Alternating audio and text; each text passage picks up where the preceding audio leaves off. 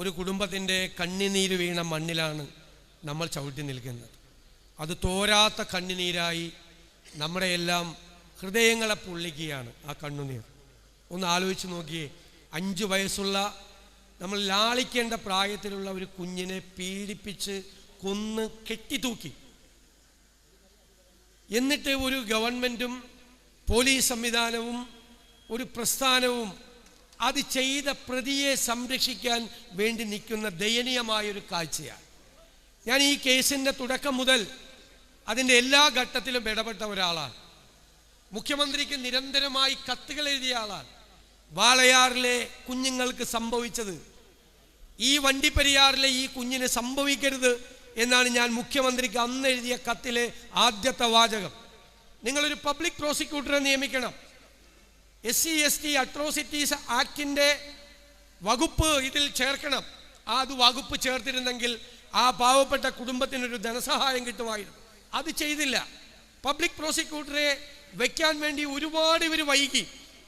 എന്നിട്ട് പൂർണ്ണമായി തെളിവ് നശിപ്പിച്ചുകൊണ്ട് പ്രോസിക്യൂഷനും പോലീസും എല്ലാവരും കൂടി ഗൂഢാലോചന നടത്തി പോസ്റ്റ്മോർട്ടം ഇല്ലാതാക്കാൻ ശ്രമിച്ച് ഈ പിഞ്ചു കുഞ്ഞിനെ പീഡിപ്പിച്ച് കൊന്ന ഒരു പാർട്ടിക്കാരനെ സംരക്ഷിക്കാൻ വേണ്ടി നടത്തിയ ക്രൂരമായ ശ്രമമാണ്.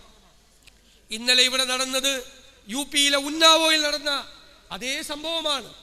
പീഡിപ്പിക്കപ്പെട്ട പെൺകുട്ടിയുടെ കുടുംബാംഗങ്ങളെ കൊല്ലാൻ പാഞ്ഞെടുത്ത UP-യിലെ അതേ സംഭവമാണ് ഇവിടെ ഉണ്ടായത്.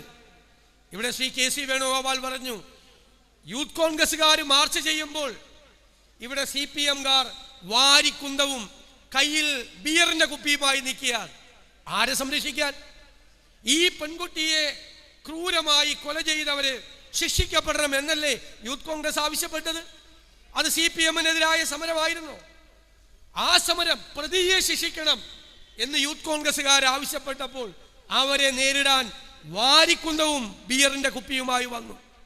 ഇന്നലെ ഈ പെൺകുട്ടിയുടെ പിതാവിനെ, അദ്ദേഹത്തിന് അവരുടെ മുത്തച്ഛനെ ക്രൂരമായി പ്രതിയുടെ ബന്ധുക്കൾ ആക്രമിച്ചു.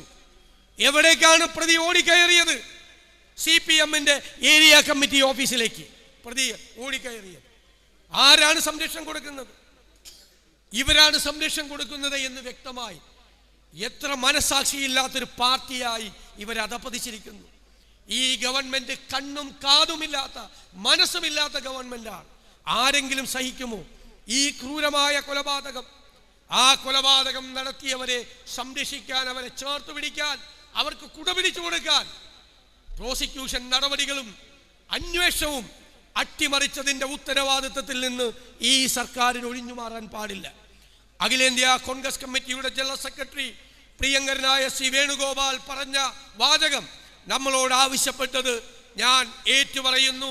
അദ്ദേഹം പറഞ്ഞതുപോലെ കണ്ണും കാതും മനസ്സും ഈ കേസിൽ അർപ്പിച്ച് ഇതിന്റെ അവസാനം വരെ, ഈ പ്രതിക്ക് ശിക്ഷ വാങ്ങിക്കൊടുക്കുന്നത് വരെ, നീതി നടപ്പാക്കുന്നത് വരെ, ആ കുടുംബത്തിന്റെ കണ്ണീര് തോരുന്നത് വരെ കേരളത്തിലെ കോൺഗ്രസും കേരളത്തിലെ പ്രതിപക്ഷവും ആ കുടുംബത്തോടൊപ്പം ഈ കുഞ്ഞിന്റെ ആത്മാവിനോടൊപ്പം ഉണ്ടാകും എന്ന് ഉറപ്പു പറഞ്ഞുകൊണ്ട് ഞാൻ എൻ്റെ വാക്കുകൾ നിർത്തുന്നു.